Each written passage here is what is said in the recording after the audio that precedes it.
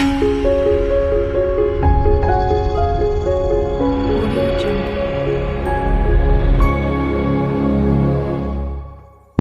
दोस्तों, स्वागत है आपका इस ऑनलाइन प्लेटफॉर्म पर। जी हाँ दोस्तों, पिछला वीडियो हमारा तंत्रिका कोशिका था और उसमें बहुत सारे विद्यार्थियों की मांग थी कि इस चैनल पर आप क्या क्या पढ़ाएंगे, तो आपको बता देते हैं, अवगत कराते हैं इस चीज़ों से कि यहाँ पर आपको फिजिक्स, केमिस्ट्री या बायोलॉजी से है तो आप इस चीज़ों को यहाँ पर क्लियर करवाएंगे हम। तो दोस्तों, पिछला वीडियो तंत्रिका कोशिका का था और आज हम पढ़ेंगे ग्रंथियाँ। दोस्तों, ग्रंथियों की सामान्य बातें करते हैं यहाँ पर। तो दोस्तों, ग्रंथि किसे कहते हैं? पहले तो ग्रंथियाँ किसे कहते हैं? तो कोशिकाओं का समूह होता है। जी दोस्तों, हमारा शरीर बहुकोशिकीय शरीर है, तो बहुत सारी कोशिकाएं एकत्रित होकर कोशिकाओं का समूह तरल पदार्थ का स्त्राव करे, उसे ग्रंथियाँ कहते हैं। क्या कहते हैं? ग्रंथियाँ कहते हैं। तो कोशिकाओं का समूह होगा, वो समूह क्या करेंगे? तरल पदार्थ का स्त्राव करेगी। क्या करेगी? तरल पदार्थ का स्त्राव करेगी, उसे क्या कहेंगे हम? ग्रंथियाँ कहेंगे। तो ग्रंथियाँ कहेंगे। मानव शरीर में ग्रंथियाँ कितनी है? तो मानव शरीर में 3 प्रकार की ग्रंथियाँ पाई जाती है। कितने प्रकार की दोस्तों? 3 प्रकार की ग्रंथियाँ पाई जाती है। कितने प्रकार की? 3 प्रकार की ग्रंथियाँ पाई जाती है। कौन कौन सी होती हैं? तो एक तो होती है साहब अंतःस्रावी ग्रंथियाँ। कौन सी ग्रंथियाँ?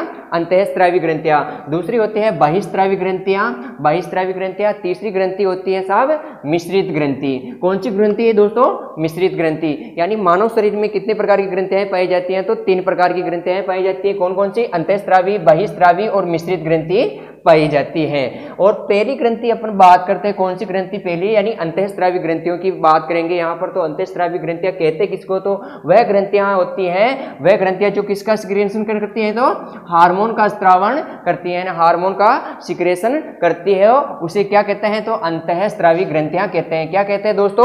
अंतःस्रावी ग्रंथियां कहते हैं। किसको?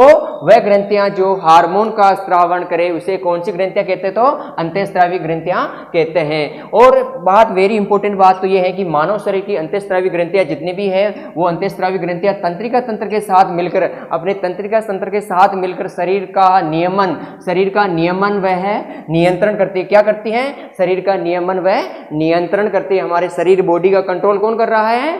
तंत्रिका तंत्र के साथ साथ अंतःस्रावी ग्रंथियों का भी बहुत बड़ा रोल होता है। और इसे क्या कहते हैं? तो इसे न्यूरोक्राइनोलॉजी कहते हैं। जी हाँ दोस्तों, क्या कहते हैं? न्यूरोक्राइनोलॉजी। ये शब्द काफी बार एग्जाम में पूछा हुआ है, तो आप विशेष तौर पर इस शब्द को ध्यान दीजिए। क्या कहते हैं? न्यूरोएंडोक्राइनोलॉजी कहते हैं। न्यूरोएंडोक्राइनोलॉजी किसको कहते हैं? तो अंतःस्रावी ग्रंथियां व तंत्रिका तंत्र दोनों मिलकर के शरीर का नियमन व नियंत्रण करते हैं, उसे क्या कहते हैं? न्यूरोएंडोक्राइनोलॉजी कहते हैं। ये काफी बार क्वेश्चन पूछा हुआ है, जरूर आप इसको नोट डाउन कर लीजिए। और इसके अलावा अंतःस्रावी विज्ञान होती है। अंतःस्रावी विज्ञान के जनक किसको कहते हैं? तो अंतःस्रावी विज्ञान के जनक कहते हैं थॉमस एडिसन को। ये भी काफी बार क्वेश्चन पूछा हुआ है आपके जनरल साइंस के टॉपिकों से।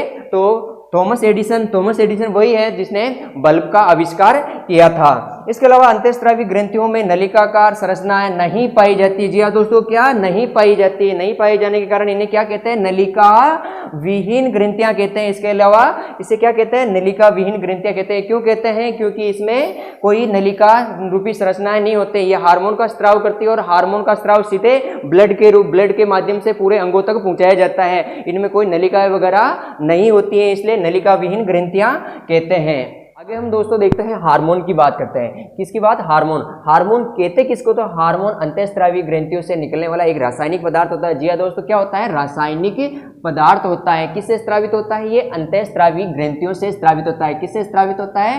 अंतःस्रावी ग्रंथियों से निकलने वाला रासायनिक पदार्थ होता है। क्या होता है? हार्मोन क्या होता है? अंतःस्रावी ग्रंथियों से निकलने वाला रासायनिक पदार्थ होता है। बात करते हैं हार्मोन की खोज किसने की? तो हार्मोन की खोज की किसने? स्टार्लिन नामक वैज्ञानिक थे, इन्होंने हार्मोन की खोज की थी। ये भी काफी बार क्वेश्चन पूछते हैं कि खोज किसने की? तो हार्मोन की खोज स्टार्लिन ने की थी। इसके अलावा हार्मोन रासायनिक रूप से कैसे बने होते हैं? रासायनिक रूप से प्रोटीन, कार्बोहाइड्रेट, वश्य अम्ल तथा स्टेरॉइड प्रकृति के होते हैं। कैसे होता है ये? प्रोटीन, कार्बोहाइड्रेट, वश्य अम्ल तथा स्टेरॉइड प्रकृति के होते हैं हार्मोन्स। इसके अलावा हार्मोन्स क्या होता है? हार्मोन संदेशवाहक की तरह कार्य करते हैं। कैसे कार्य करते हैं? संदेशवाहक की तरह कार्य करते हैं। जैसे कि कोई अपनी पीयूष ग्रंथि है, सर में होती है, सर से कोई संदेश पहुंचाना, पैरों तक वृद्धि हार्मोन स्रावित करना, पैरों तक पहुंचाना, तो किसके माध्यम से चलता है? तो वृद्धि हार्मोन घुल करके नलिका नहीं होती है इसमें और ब्लड के माध्यम तक पूरे शरीर की बॉडी में फैलाया जाता है। तो ये किस प्रकार से संदेशवाहक की तरह कार्य करता है? कौन करता है? हार्मोन करता है। हार्मोन का लक्षित अंग दूर होता है। हार्मोन का हमेशा लक्षित अंग कितना दूर होता है, और मैंने बताया था रक्त में माध्यम से घुल करके पूरे शरीर के जिस अंग तक पहुंचना होता है वहां तक पहुंचते हैं। और इसमें अंतःस्रावी ग्रंथियों में क्या होता है?